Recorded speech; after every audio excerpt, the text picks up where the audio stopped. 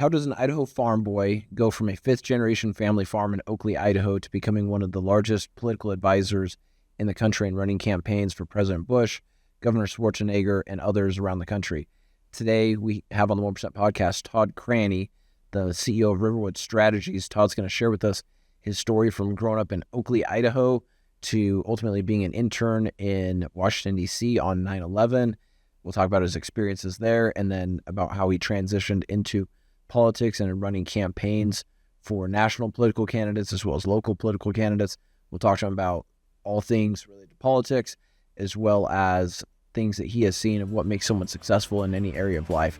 So we're excited to have Todd Cranney on the podcast with us today. I say to people all the time that you get paid for two things. Your value comes from who you know and from what you know. And I think that a lot of people don't understand fully like the business behind agriculture, right? It's a huge business. Obviously everyone has to eat, feeding the world. Yep. So much of that comes from here.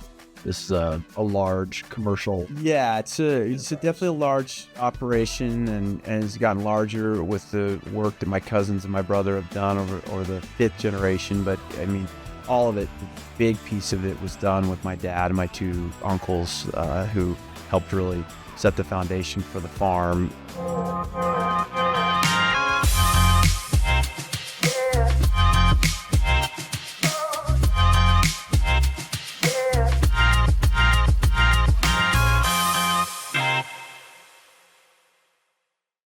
Todd Cranney, thank you for coming on the podcast. Glad to have you today. Great to be here. So for those of you who don't know, Todd and I's paths had actually crossed a few years ago. I felt like people would, in just different circles. I mean, I think you first crossed when you were working on Tommy's campaign, right? Yep. When he was running for governor back 8 or 9 years ago. And I would hear your name around in different circles. People would be like, oh, do you know Todd Cranney? This, that. Oh, Cranney this, Todd Cranney that. And I was like, well, I know him a little bit. Like, I should know if we're being around some meetings and some events and some stuff. But I really didn't, know you.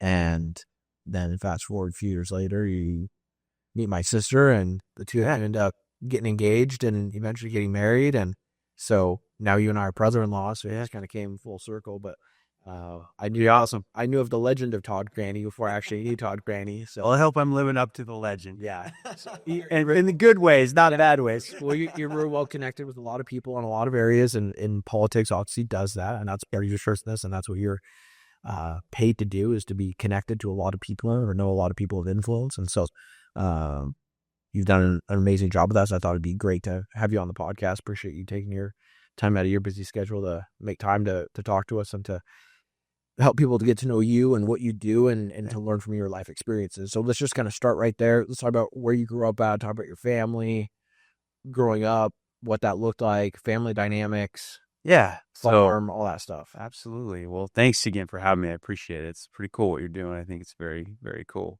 So obviously, as you know, I grew up on a farm and ranch. We have a farm and ranch in Southern Idaho, a little town called Oakley is where our home farm is. We have a couple smaller farms in Eastern Idaho where we grow our seed potatoes. But, I'm the youngest of 5 kids. We're a blended family. And my dad, and I have my oldest brother, my oldest sister. My dad was married. His first wife was killed in a car accident when they were delivering their third child. It was a very tragic situation. My mom was married, was divorced, and had my other brother and sister, who are all older than me. And so and then my dad and mom married, and then I kind of completed the family. So, great family. My parents were amazing. Definitely my heroes. Farm's been in our family for generations. So I'm the 5th generation. Yeah. We have my 2 cousins and my brother run the day-to-day of the farm. I'm a partner in the business, on the business side, and serve on the board. And now we actually now have on the farm the 6th generation. All 3 of them basically have a son. Well, 2 of them have a son back, and then my other cousin's other son is finishing college right now and likely coming back. And so they'll be the 6th generation, and then they obviously have kids that they have that are on the farm as the 7th generation. So anyway, pretty proud of that business, pretty proud of the things we learned there. And so it was a great experience. Grew up just I couldn't have asked for a better place to be born and raised. I mean, better parents, better family. Um, all my siblings have been amazing to me in many different ways, from my oldest brother to my oldest sister, to my brothers on the ranch now, to my sister who actually lives here in Eagle, Kristen. Yeah. They've just been amazing to me, and obviously being the baby of the family, you know how it goes. Cole. I mean, basically, you're the baby of the family, and so it's kind of fun. You get a chance to spend time with your older siblings, and also spend time with them later in life. So it's fun. It was so I'm just grateful, super grateful for where I was raised, and the blessings I've. So what did that look like growing up on the farm? What did a day in the life of young Todd Cranney when you're a kid, right? Were you guys like actually working at? Because I think that maybe in kind of describing the magnitude of the farm, right? Like when people think of a family farm, they may think of, hey, the family had 40 acres or something like that. Right? Sure. This is a large commercial. Yeah, it's definitely a large operation, and it's gotten larger with the work that my cousins and my brother have done over the fifth generation. But I mean, all of it, the big piece of it was done with my dad and my two uncles, who helped really set the foundation for the farm, and then the growth that's occurred with the fifth generation. And You know, roughly how many acres you guys are farming? yeah, so we're farming about 20,000 acres. We have about 3,000 head of cattle. And so we're pretty large. We're one of the larger growers of potatoes in the state. I mean, there are others that are larger, but we grow a lot of potatoes. Yeah. And sugar beets, we're a large grower there. We grow a lot of wheat, malt barley, you name it. We kind of grow it. And we also then have our cattle operation as well. And we're partners in True West, which is a big kill plant that was just built by AgriBeef in Jerome. So we're grateful. All beef cattle. All beef cattle. Yeah, no dairy. Yeah, we just do beef cattle and then farm. And so, yeah, the day of the life growing up was we were pretty, we got pulled in to be engaged in the farm pretty early. No question about it.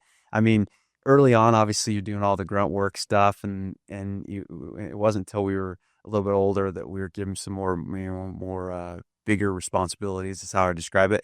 But I mean, we were driving tractors when we were a little, very young age, and doing all the things, and yeah, no, my dad, it was, I mean, one of my favorite stories of my dad was he'd come in the morning early, very early. It's always early rising on the farm, and he'd flip the light switch and get up, get up, get up, get up, wake up, get up, get up, and then he'd kind of tease you, and then you try to crawl under your sheets and act like you were asleep, and then he'd play around for about 20 seconds, and then he'd go, he goes, you better be down the shop in 30 minutes, ready to go, or I'll be back up here and it won't be pleasant.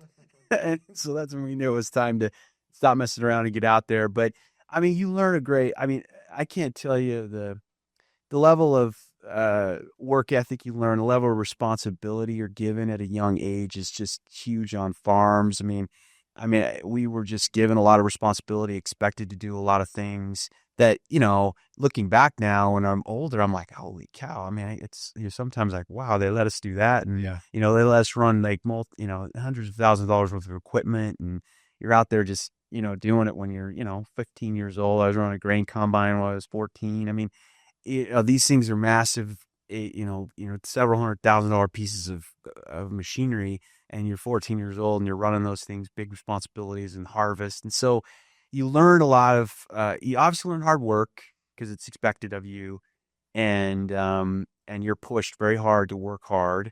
And like I said, we started with all the grunt stuff. Like it was like grunt work, spray weeds and pull weeds and, sweep the shop and rearrange the shop and do whatever we were told. And we just did whatever, and my dad always would say, hey, go out there with the guys and just listen and learn. And he would just send me out there. It was like, go out there, make them nervous. Just go out there and ride. And I go out a lot of times, ride with the guys in the tractors, and they would teach me how to do things. My dad obviously taught me a lot, and my uncles as well. But, the guys that worked for us taught me as much as anyone did. And that's what my dad wanted. Go out there and learn from them, learn what they're doing, shadow them, follow them. So you learned a lot of things just by doing that, a lot of responsibility. And as I got older and I was coming up to getting ready to go to college, then my dad really started giving me a lot more responsibility over irrigation and the water and the fumigation and just the piece of the farm. And it was almost like he slowly just started, mentoring me and how to run his portion, because my dad and two uncles were the fourth generation. They had it in kind of management sections, and they'd each manage several thousand acres that they were responsible for. And then they'd have differing pieces. Like my uncle was very much in charge of the potato business, and my dad was a lot of golf with grain, and my other uncle was in charge of the sugar beet business. And so they kind of have the verticals aligned out a little bit, and they all helped each other with all of them. And then they'd have different pieces that they'd manage on the irrigation side, because it's all, most all under irrigation. And so, then my dad slowly started giving me more and more responsibility. And that's when I really became very interested in, like, holy cow, I like this. I wouldn't mind, this is something I think I could do. Cause I really did love, and still do love, farming, and I love being in the field. I love, dirt. I loved all of that. I really did. I still do love that. I still love getting home. I don't know, my cousins love that, but they love me being more involved in the business side now that they're hair on that stuff. But the operational side has been something I still love, and could have done the rest of my life, honestly, if things kind of hadn't changed as things went along in my life and some other opportunities came up. Yeah. So, I mean, I think that a lot of people don't understand fully like the business behind agriculture, right? It's a huge business. Obviously, everyone has to eat, feeding the world. Yep. So much of that comes from here. Maybe talk about the business side and the importance of forming those partnerships and managing the business behind, right? The farm has assets, and those assets are the land, Yes. equipment, the cattle, things like that. But those partnerships are integral in order to make the farm successful. Talk about like building partnerships, what that looks like, whether you're part of a co-op or anything else. Yeah. The way, talk about those and kind of learning those lessons where they are. Yeah, so that's a great question, and that's very true. I mean, it really is, life is about relationships. I mean, it really is about building relationships with others, and friendships, and having it be in a situation where it's mutually beneficial. That's why we have friendships, so we can help each other. I can help you, you can help me, and I can be there for you, you can be there for me. And you definitely learn that in farming. I mean, farming is a business. I mean, it has to be. There's no other way around it. We're a larger scale than, some other farms. There are other farms that are larger than us for sure, but we're a pretty large scale. And so what we had to learn, and I give a ton of credit, obviously, to my dad and uncles who laid the groundwork, but I give a ton of credit to my cousins and my brother who've now taken it to the next level, where learned a lot of lessons of the past. Where maybe we were a little bit more, we used to, for example, the potato world, we used to be just open potatoes. We just open on the open market. Problem with that was in the late 90s, obviously there was a glut in the market, and, agriculture is purely competitive market. It's just supply and demand that drives what the price is on the commodity markets, right? It's too much supply and demand stable. What happens? The price crashes, and it crashed. And we lost millions of dollars, along with lots of other farmers, because we were purely open market potatoes. And so we shifted strategies. And from there, my cousin, Ryan, was a big leader in that with my uncle, where we went to more forward contracts with potato processors, where now we're like 75%, probably 75% forward contracted. And, 25% we still grow for the open market. Describe those that may not understand what that means. So there's like big processors like Simplot, McCain Foods, Lamb Weston are kind of the three big players in the processing side, which is, potato processing. It would be French fries. And if you're going to go to French fries or hash browns or tater tots, for example, that's the process side. And there we're heavily contracted right now with 75%. So they guarantee you they're going to buy a certain amount, at a certain price. Now the challenge of that, right, is that the price there can not always be great. Yeah. And so that's where we have to control our costs. We have to ensure that we control our costs, that we still are able to grow the quality that you need, because there's quality kickers on the contracts that allows you to then squeeze out more margin, because you can make a little bit more money. And the other thing we did was essentially, it's kind of like the Walmart model. It was basically, how do you spread your fixed costs? How do you increase your volume and make a little bit off a lot? So our volume's is very high on the potato business. We grow a lot of a sack of potatoes is 100 pounds. And so we grow an enormous amount of volume, but then you have to be able to get the quality kickers, control your costs so you can squeeze the margin and make just a little bit more on a lot more volume. You're not going to necessarily get rich per se, but over the last 15 years since we've shifted that strategy, it's really healthily moved our business into a financially stable and safe position that we weren't in the 90s when we lost millions of dollars because we basically just, gambled on the open market. And a lot of farmers did that, and a lot of them don't do that as much anymore. And the other 25% of our businesses goes to Fresh Pack. That goes to a co-op that we're one of the larger farmers in. But that is purely on the open market. And so we still are playing the open market, but we're just doing a lot more in a very thoughtful, strategic way where we've hedged. We just have a much more hedged, smart strategy. And again, my cousin figured that out. We were able to scale our acres to be large enough to where we can still grow the quality, because that's what gets you in trouble. Sometimes these guys will grow to, and this happens in any business. You get too big and you still can't maintain that secret sauce of the quality. The reason why we're able to do this is because the processors like to do business with us because we're able to provide the volume, but still the quality. Sometimes it's hard to do that. And it's because people cut corners. So you want to control costs, but you can't control them to the level that you still can't produce the quality. Otherwise, you're not going to be in that business. But we've been able to do that on the potato side. And then we still take those years in which maybe you have a good year where the price is higher in the potato open market side, and you can make like some good money on our open potatoes. Those are the Fresh Pack shed. That's the stuff you will see that goes to Sun Valley Potatoes is our co-op that we're a part of with other farmers, that they sell those to big steakhouses in New York. That's Cisco, and those are not necessarily things you see in Albertson. That's like the off-grade stuff that. But anyway, you ship all that stuff to back east or wherever and that sells, and again, all in the open market. But again, agriculture is very much a purely competitive market. There's not, like, we don't control the price. We have no ability to really set the price. And that's really all a function of supply and demand. That's also why we do like forward contracting on the sugar beet side, which is a co-op. And we have forward contracts there. We have forward contracts on our wheat and on our malt barley. And so there we will, again, contract at a certain level, and then we'll keep some of it maybe open and kind of play the market.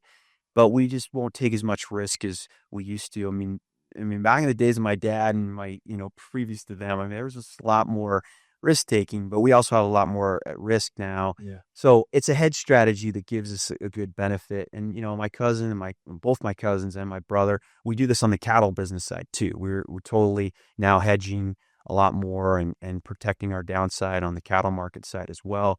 So using those tools are really important. And it's a business. It's a multi-million-dollar business. We have a huge operating line that we have to, function off of.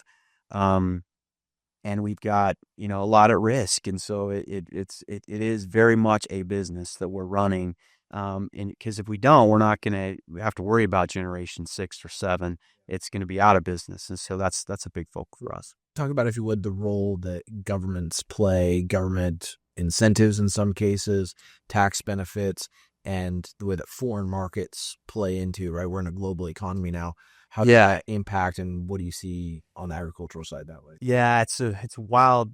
Yeah, it's a great question. It's wild times on the agricultural front. The thing you have to keep in mind is that after World War II, a lot of what the federal government decided to do that had worked really well was that, hey, they saw that Europe starved, right? And they knew that, look, we can have the greatest military in the world, but if we don't have food for our people, it doesn't matter. And so that's where they came in, and some would say, and we would say too, we're not so sure. If you think about it right now, we have the safest, most abundant food supply and the cheapest food supply in the world. And in some ways, it's because the government has manipulated that to a degree of, like, with controlling like input and subsidies and things like that.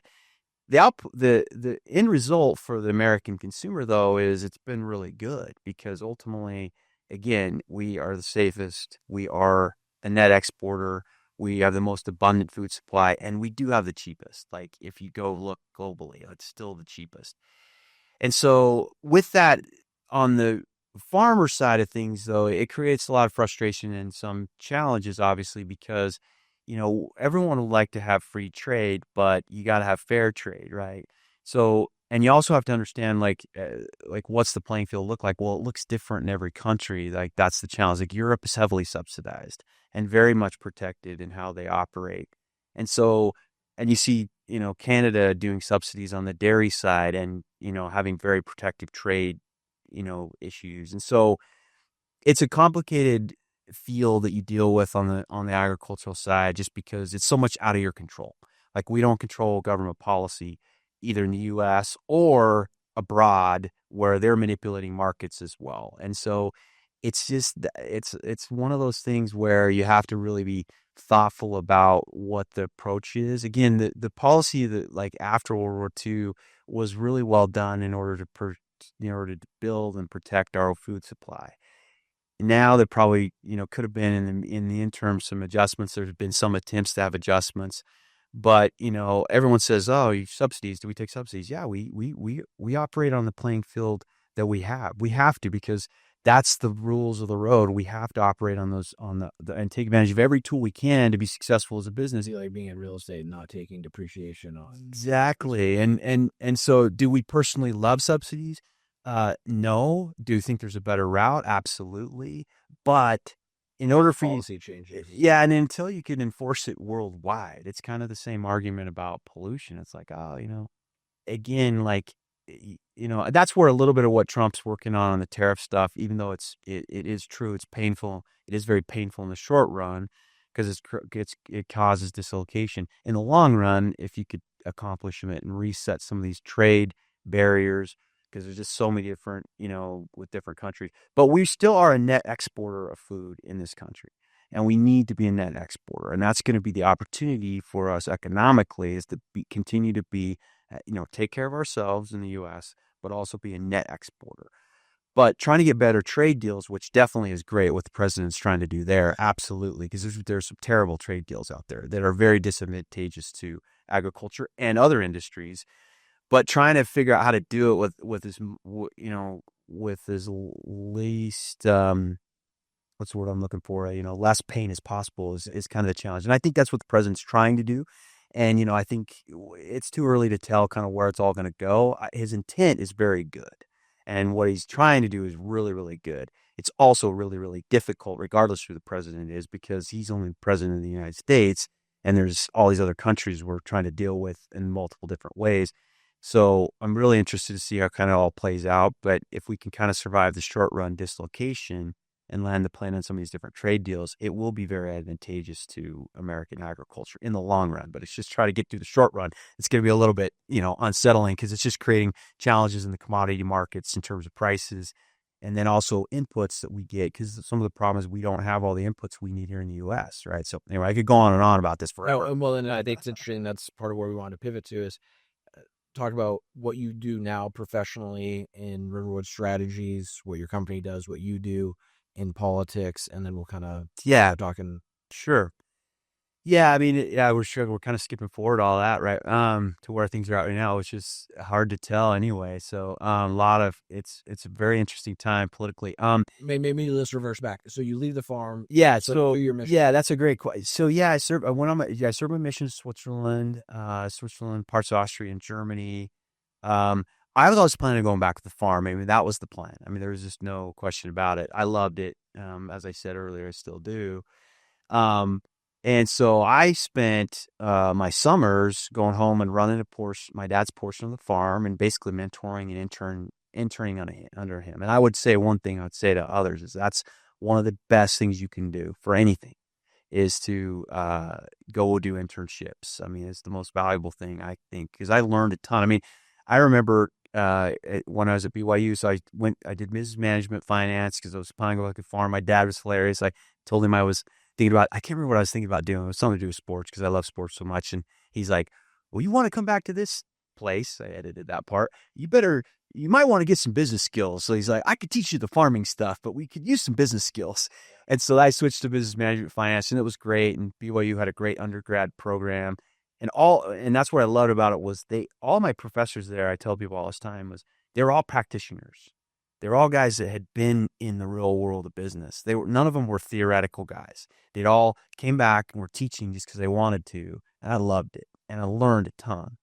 And I was able to go home every summer and work on the farm. And then we were going through some really difficult challenges at that time in the farm. As we said, we'd just taken a huge hit in the potato business. There was a ton of restructuring going on. We were broke as a joke. And in fact, we were on the verge of, we pretty much were bankrupt.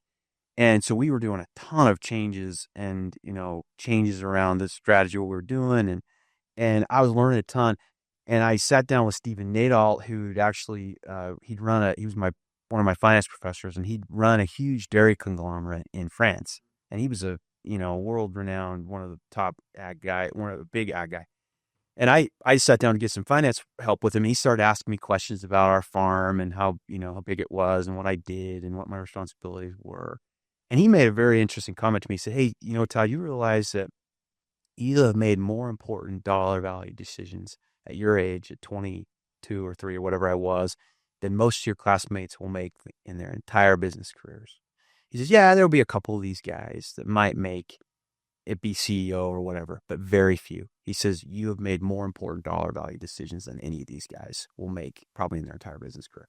And I had no clue. I was completely, didn't know what I didn't know. Yeah. And You're like, and I'm driving combine. and I was like, well, and I was making all these decisions at that point about irrigation and irrigation, and I'd been elevated to a level. And my dad was great; he was really mentoring me and just grooming me on the business side, though. and and he grooming me along. And my uncle was grooming me, who was really kind of more of the CEO of the business, and my dad was more like the COO, and my other uncle as well. And so it was interesting. So I never thought of that. So I was excited and going back to the farm, but I'd always been interested in politics. And so I thought, well, you know what, look, I'm going to go back. And I was kind of an odd year of like when I was going to finish because of my mission, and I'd come back mid semester. And so I wasn't going to finish at a certain time. So I had a semester where I could kind of do something and, and so I took the fall semester, my final year, and I said, okay, I'm going to do an internship. And I thought, hey, I like politics. I thought it was really interesting. I just read President Bush's book. It was a new book. I can't remember the name of it now, but it was a book he'd written, and he was running for president at the time. George W. was. And I was like, man, I'm interested. And so I applied to a bunch of different internships, and I applied to the White House, and I thought there's no way I'm going to get it, but I was like, what the heck? And I actually got accepted and was getting ready to go do my internship with Senator Crapo. And never heard anything back from the White House. And then about 3 weeks to go, I was out on the combine, true story. And we had these open mic, 2A radios. They're all, and everyone can hear everything right on the farm.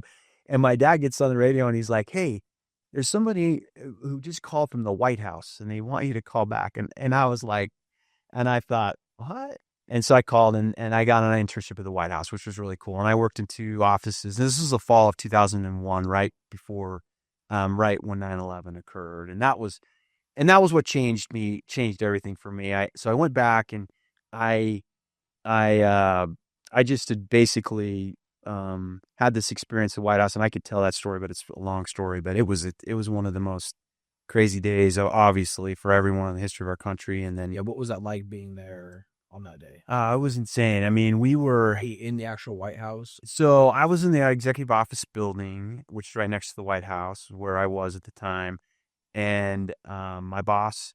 So I was, an intern, so you're answering the phones and doing whatever, printing things and doing whatever you're supposed to. And we saw on the television at the time, we saw the Twin Towers on fire, and but at the time, I mean, again, you have to realize at that point in time, there was the idea of a terrorist attack happening on U.S. soil was just completely foreign to anyone. And so all of us were watching, and we were all kind of so naively talking in the office. We're like, man, it looks like a couple planes, they got messed up, and like Cessna's, like, oh, it's just some freak accident. And even now, you just know there's no way that was possible. There's just no way. But you're just your mind is just denying the whole thing. You're just like, and so my boss called from the West Wing. She was in the West Wing, and we'd go kind of back and forth over there in our major office, because West Wing is very small. And so a lot of the White House offices are in what's called the old executive office building, Eisenhower executive office building. And the West Wing is really small. That's where senior staff is. And so they call us, and she's like, hey, what's going on over there? We're getting evacuated. And I'm like, I don't know what you're talking about. And then right after that, the Secret Service came in, armed Secret Service came in, uniformed Secret Service, and they escorted us all out of the building, and they were just screaming at us. That was one of the craziest moments, was like they were screaming at us. And I'd been there like 5 days. And 9/11 was just a beautiful day. It was so we get exited, and we're exited on the west side of the west end of the west side of the White House complex. And if you're on the west side of it, you look to your left, and right as I was coming out, I could see the plume of smoke from the Pentagon. And, I mean, you could just see it as clear as day. And I was like, what is that? And we're standing like literally right on the edge of the west side of the White House complex, and we're just standing there. And all of a sudden, we look up, and first of all, we see the Secret Service take up positions with surface air rocket launchers on the top of the White House. This is now common, but it wasn't then. And we see a plane circling above the White House, and we didn't know. And it was very weird because even pre 9/11, all the airspace right around Washington is restricted. And essentially, Reagan Airport, which is right on the edge of it, you fly in at unlike when you normally fly in on a commercial airline, you have a big long descent, right? You always fly in, and it's kind of a turn and turn because they're skirting right along the edge of the no-fly zone. And that was always the case, even pre 9/11. So seeing a plane above the White House, like there was no way that should have been happening. Yeah. Well, that plane was on approach to Reagan National and this is all happening real time. Like, I don't know what's happening, but obviously the FAA had shut down all the airports. So that plane was on approach to Reagan. It had nowhere to go. So it was circling. And later we found out that the jets, they'd scrambled to try to catch the planes. The one that crashed in Pennsylvania was intended for the Capitol.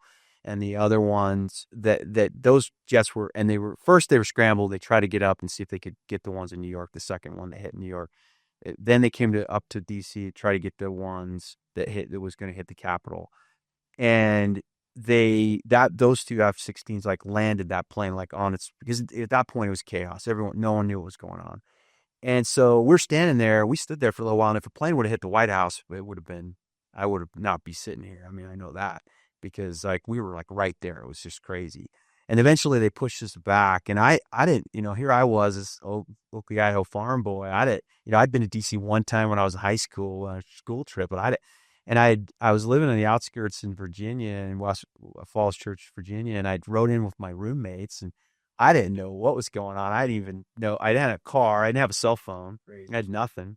And so they evacuated us out, and then that's when that was crazy. Like at that point you're living it like real time. Like at that point someone came in and said, "Hey, I heard this whole thing about the twin, another plane had swooped in." I remember seeing this guy. I was trying to work my way out of the city because they closed down all the subway and the metro, they call it metro, had all been shut down inside of DC.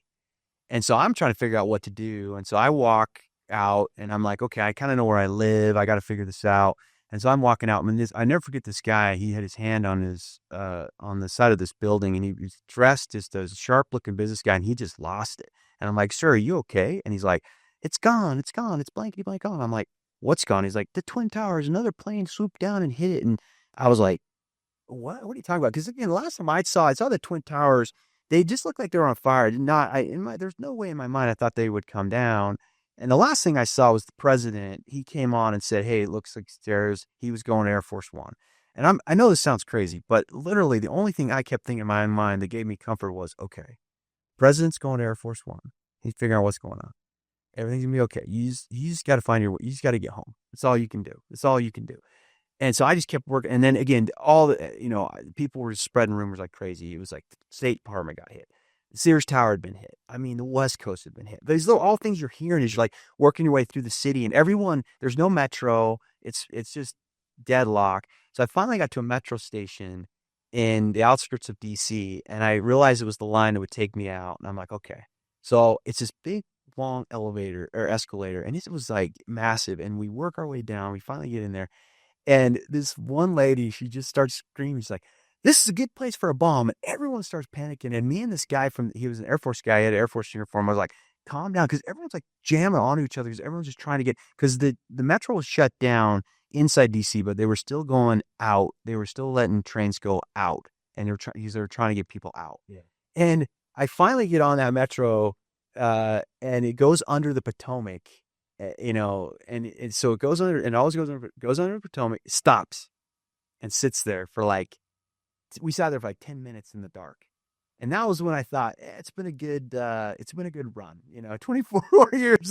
It's over. I thought I was going to die. I mean, I thought I was going to die. And then eventually it started moving.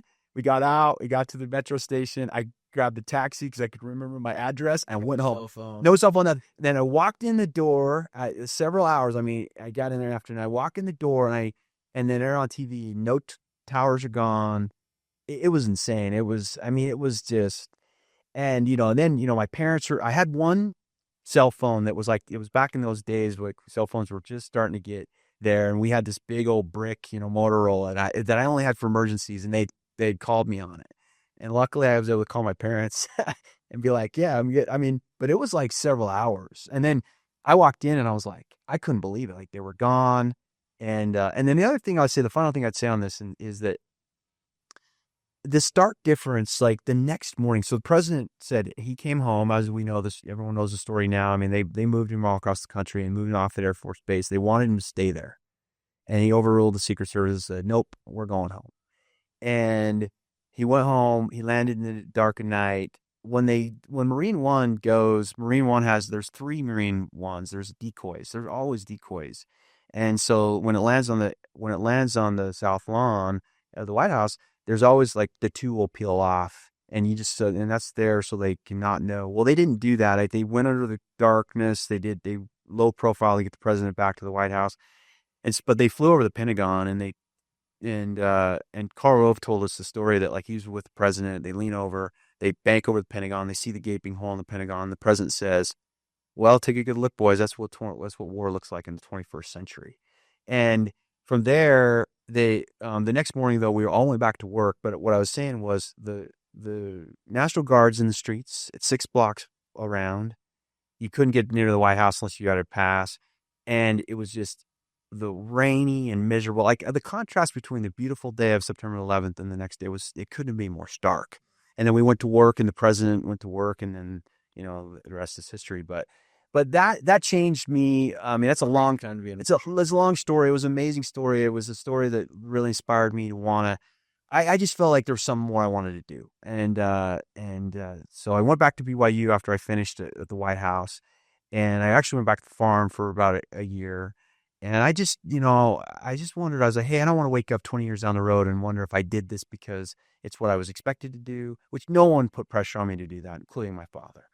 But I just, in my own mind, and my dad gave me the best advice ever. And when I talked to him about it, and I won't get into all that, but he basically told me, even though he wanted me to stay, and I know he did, and that was one of the hardest parts of it all, was leaving my dad.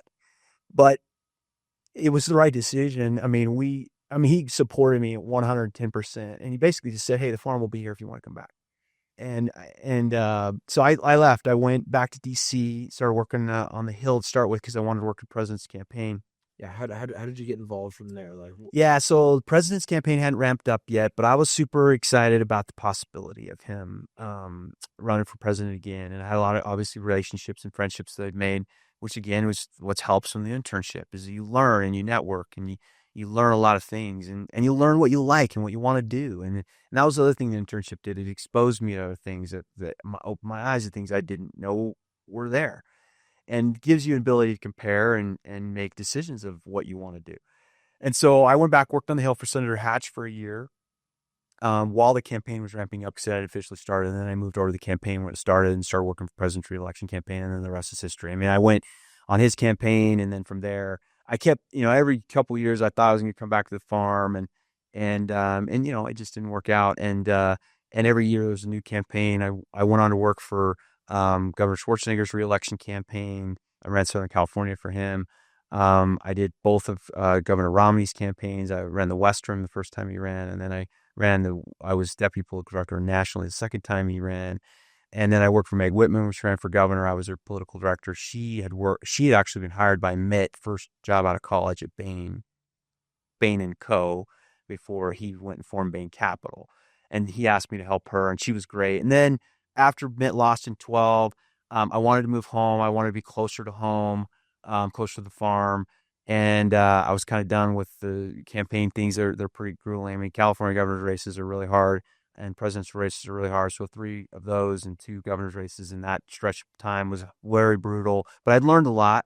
So I came back, formed my own company, and that's what Riverwood Strategy is. And now I do consulting for races. So governor's races, Senate races, House races. We've done work for the Speaker, for the Senate Majority Leader, done work for guys in state. Senator Crapo is actually now a client of mine that I've done a lot of work for in the past, which is kind of ironic. So start with potentially as intern, and then helped him with his reelection campaign, helped Congressman Simpson, obviously helped Tommy run for governor, now help the governor, as informally as a volunteer, as a volunteer helper. But then I help other campaigns, and then I do a lot of stuff. And most of the political stuff, a lot of the political stuff I do is national. And then now we do a lot of corporate work. And in fact, the corporate work is more of what we do. We do 90% of our work is more corporate, hired by corporations or issue advocacy groups to work on issue-based work. And it's Talk more about that, like what sorts of things are they hiring you for? well, it could be anything from like immigration reform, like reforming the immigration system for like guest worker programs that make sense for ag and for construction, etc. We've done work on that. We've done work on education reform, like more, spending the money more correctly, school choice or whatever it might be. We haven't actually done work clients for school choice, but it's like things like that. Yeah. We've done education reform, changing the education system. We've done, work for energy, you name it. Corporations are hiring you, and what role are you filling? Yeah, it's a great question. So we don't lobby. So we work with the lobbyists. The lobbyists will do the direct lobbying and work the issue with like the elected officials. We help do the PR component of it, like the outreach, like anything that has to do with the PR comms function of it. That's kind of what we'll help with. Because a lot of what we learned, obviously, is that from a political campaign, you're running a big marketing campaign. Basically, it's a very simplified version of it, but that's basically what it is. Yeah. And so, a lot of times when they have these efforts that go on, to make reforms in government, whether it's tax reform, we've done tax reform work.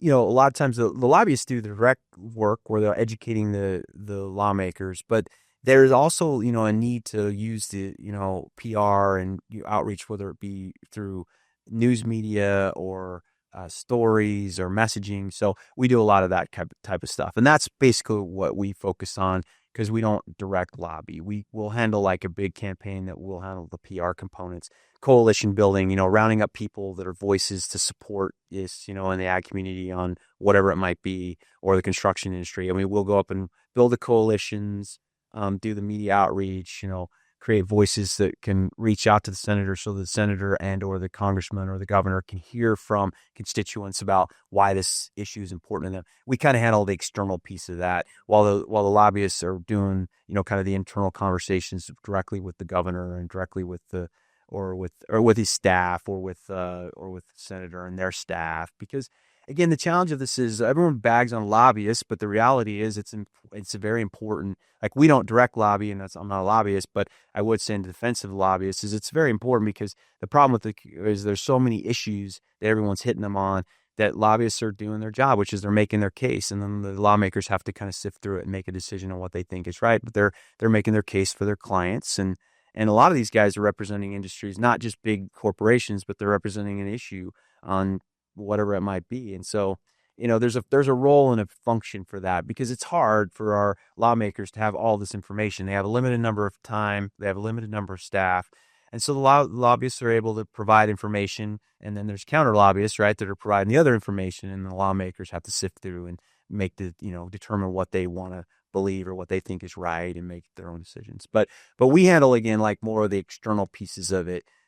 Creating, PR is kind of long and short of it. So from growing up on a farm in Oakley, Idaho, serving in LDS Mission, Switzerland, graduating from BYU, going to Washington, D.C., getting an internship, I feel like one of the things I've heard you say a few times is that getting to shadow people, getting to learn from mentors, getting to be coached by people in an internship, right? Like that seems to be a pretty valuable, I'd almost say like pattern in your life, right? Yes. What would you say to anyone, our podcast is heavily focused on young people, young professionals. What would a piece of advice that you would give to people about that, about obtaining experience, mentors, internships, things like that? What would you advocate to them and what would you tell them to pursue that way? Well, I would say it's critical. If I think of my greatest mentor in my life, obviously it was my dad. And I told you that, like, he mentored me throughout my whole life, just like they always do. But if you think about it in professional context, my dad was my great mentor all the way, growing up on the farm in college. Then from there, my internship, and I had an internship on the farm. I learned a ton. I mean, and from there, I learned from multiple mentors, not just my dad. My uncles were great mentors of mine. Guys that worked on our farm. Ruben Tellez was one of my great mentors who ran a portion of our farm. I mean, I learned so much from that guy. It's not even funny. Buzz Jackson, who worked for us for years, was one of my mentors. Their mentors are all around. They're people that you learn from that know more than you do. I mean, and it didn't take much at that stage for them to know more than me.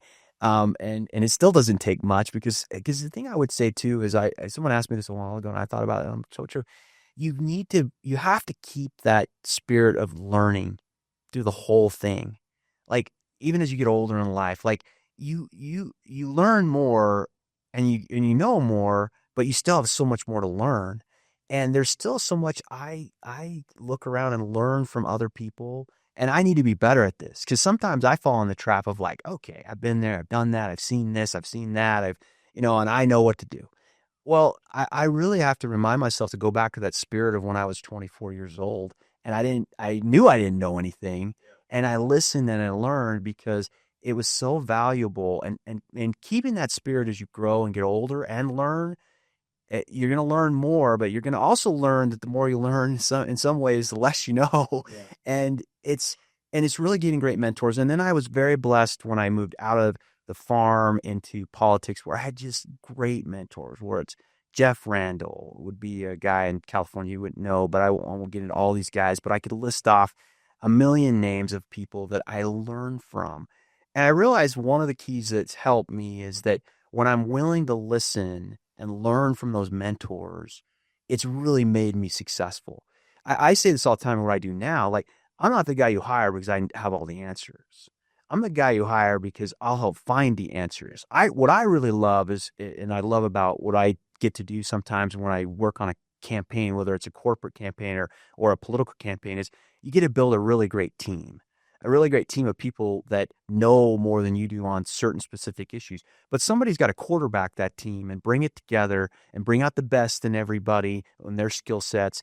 And I love that. I love that. And I love learning from other people. And I know that I don't have all the answers. Like, I know I can find the answers with the right team and then put those guys in the positions to succeed and let them succeed. That's fun. That's fun for me. And I had that through my whole career. I've had great mentors, starting with my dad, but going, guys on our farm, going into politics. I could list off a ton of others. Tommy, Tommy well, great mentor of mine. I mean, but again, I will tell you too, the other thing I'd say on this is to your question. When you think about your mentors, it's not just always the Tommy Alquists of the world, these greatly, wildly successful people. He's definitely one of my mentors. But like I said earlier, it's Ruben Tellez. It's Buzz Jackson. It's these other folks that it's not a status thing. It doesn't matter. You can learn so much from so many people. It's just who knows something you don't know. And how do you learn from them and glean from them and then return the favor to them? Return and help them. They'll help you. Like I said earlier, I mean, the currency of life, in my view, is relationships. It's friendships. And it's not because I'm looking for somebody who can do something for me. In fact, the greatest joy I have in life is when you can help somebody else. I mean, I just love it when I can help a friend of mine. And because they're going to help you, but that's not the reason you do it. You do it because it's fun to help other people. It gives you a great feeling. And you know that those people are going to help you when you need them. But again, I think mentors and the internship piece, other thing I'll tell you is the reason why I thought that was really important to me is, like I said, I took an internship on a flyer. It was not my plan. And look how it changed my life. Like, I took it with just, hey, this is something I enjoy doing. I like doing it. And I think it'd be fun. And I did it, and it changed the whole course of my career. And I learned a ton of stuff.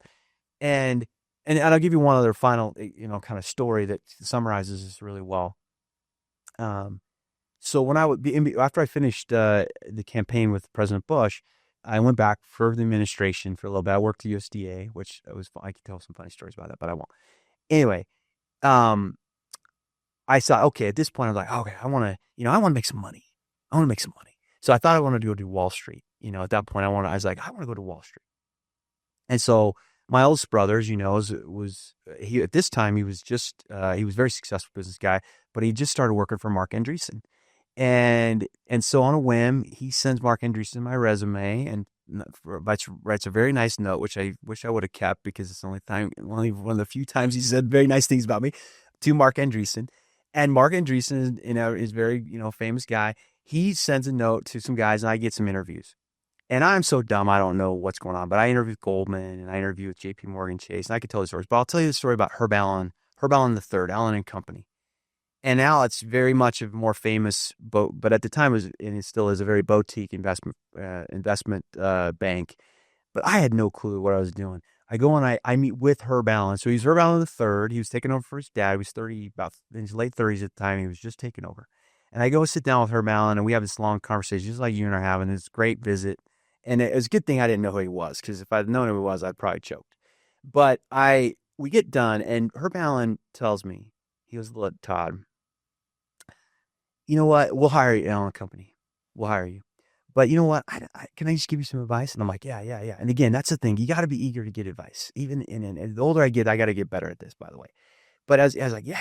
And you're hungry and you just want to listen. And I was like, yeah, tell me. And he goes, "You know what? In listening to you, I really don't think that investment banking is what you're passionate about." He said, "Look, you can do it. You can do anything you want. You'd be good at whatever, and we'll hire you here. But listening to you, I think there are two things that you're very passionate about: politics and your farm. And my advice to you is I think you need to pursue those two things." He says, "Maybe it's one now and one later. Maybe it's till you can get in a position where you can do both." He says, "I don't really know." And he said this way. He's like, "I'm not really sure, but those are your two passions." He goes, "Because if you do what you're passionate about, the rest will take care of itself." He says, "But listen, here's my cell phone number. You think about it, whatever you want to do." And so I did think about it, and it took a while. And then eventually I came back to him about a week or so later, and I got offered Goldman, and I called her, and I decided to take the job working for Governor Schwarzenegger in Southern California. And I called him and I told him, and he said, "You're making the right decision. You're making the right decision. You'll never regret it." He says, "Just remember, you can still do both those." He says, "But keep my number. Call me if you ever want to." And I will just tell you, man, Herb Allen doesn't even remember who I am today. Like, he doesn't know. I never kept in touch. I should have. I was stupid about that too. But he doesn't know who I am. And he took the interview because Mark Andreessen asked him to. But he gave me the advice because he was a good person. And he gave me some of the greatest advice that was spot on to me ever. But he didn't have to do any of that. And I just say it's another example of things that I'd say people need to do. Like, it's just, make time for other people. Take that extra step, and regardless of status. Like, again, the thing I've enjoyed the most about politics for me is not like interacting with famous people. Yeah, that's been cool. Don't get me wrong. I've met some amazing people I was very impressed with. But man, it's the people I could list off that you met on the everyday. And Tommy and I remember talking about this when you ran for governor. I mean, it is, politics can be challenging because you deal with some very challenging circumstances and you deal with some very challenging people. But then you also come across some of the most amazing, just the normal person in wherever Idaho, living their life, doing the best they can, raising their family, working hard, great dad, great mom, whatever it is.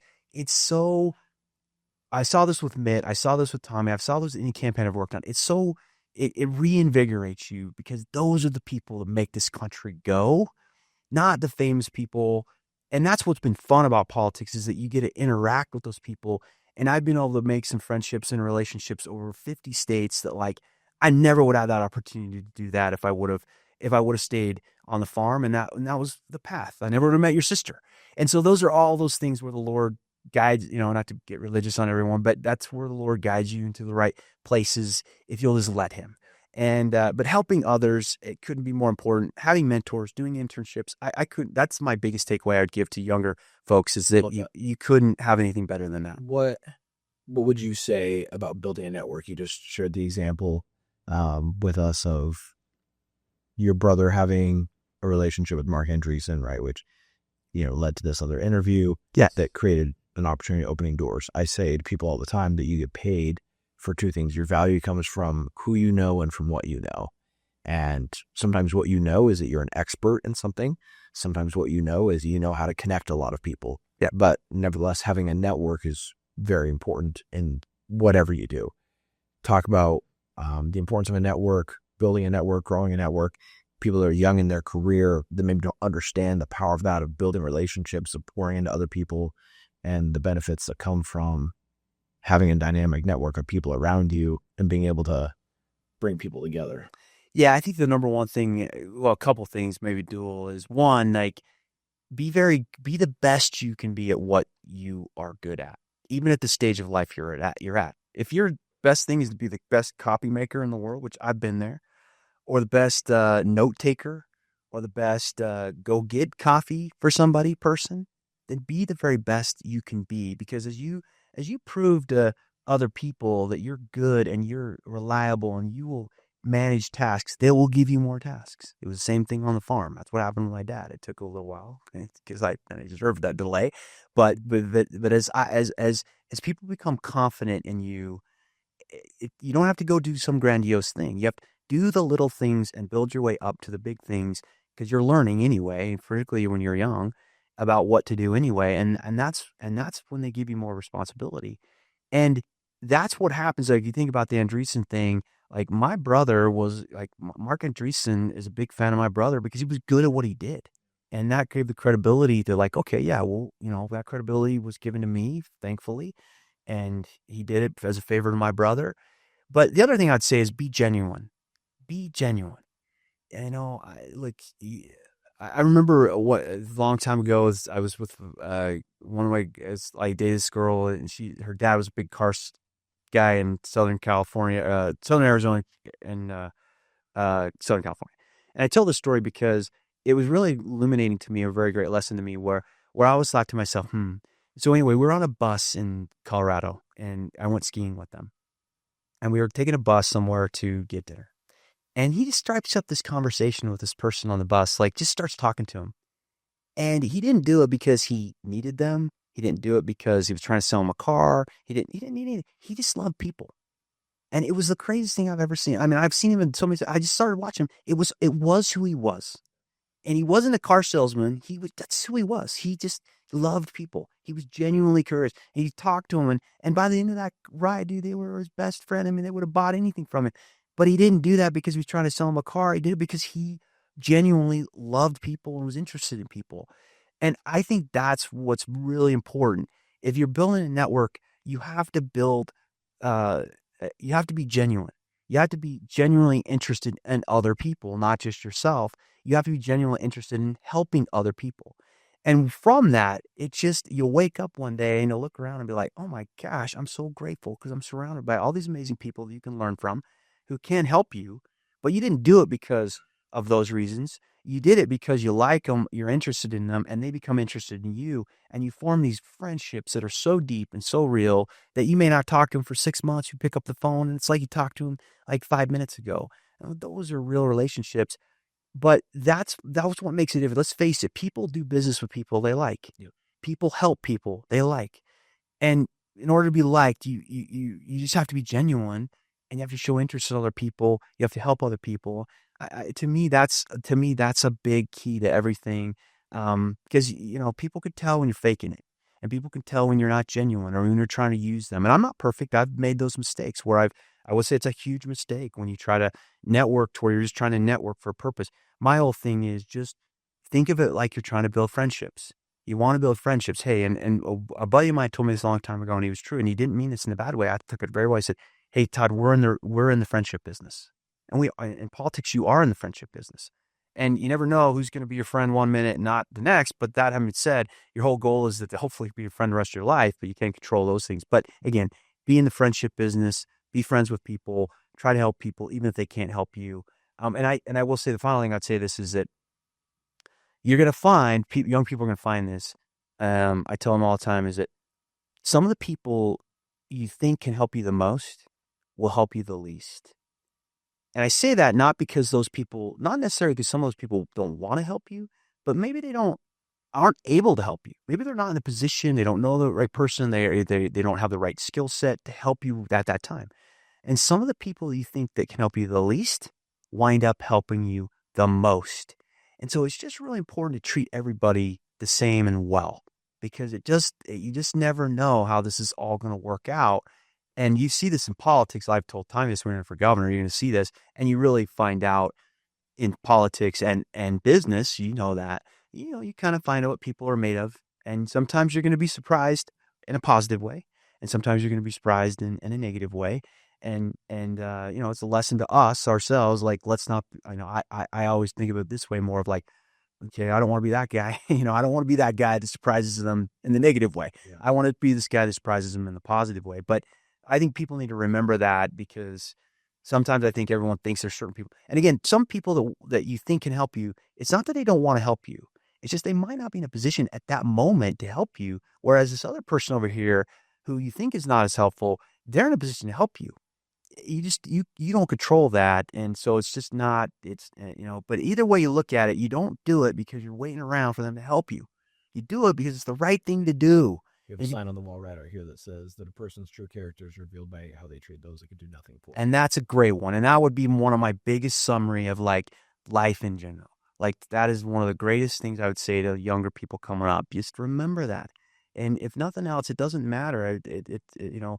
Life is, it's a long arc. And, the other things we like I like what I loved about forming Riverwood. I formed with my buddy Travis Hawks, and now I have Jeff, is I love working with good people. You love working with smart people, and you love working with people that are smarter than you. And that doesn't take much with me. But I love working with smarter people because it's just so much fun, and you can learn so much, and you could go so many places you can't go by yourself. And the sooner you can learn that, the better. And I have to remind myself of that, because one of the challenges we run into as we get older is you start learning more, and then you think you know more than you do.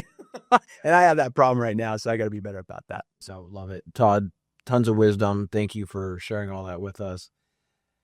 From the farm, Washington, D.C., to what you do now, hiring people, seeing people in all kinds of different positions, whether they're a client of yours, whether they work for you. I think there's a lot of things that people could take from this and learning from the wisdom and things that you shared, focusing on serving other people, focus on building a network in the right way and for the right reasons, and finding ways to learn from people everywhere you're at. I think those are all great takeaways that anyone could grab from this. So thank you for your time. Appreciate you being here. Hey, thanks for having me. I hope it's somewhat helpful to somebody out there. If nothing else, I appreciate you having me on. Thank you.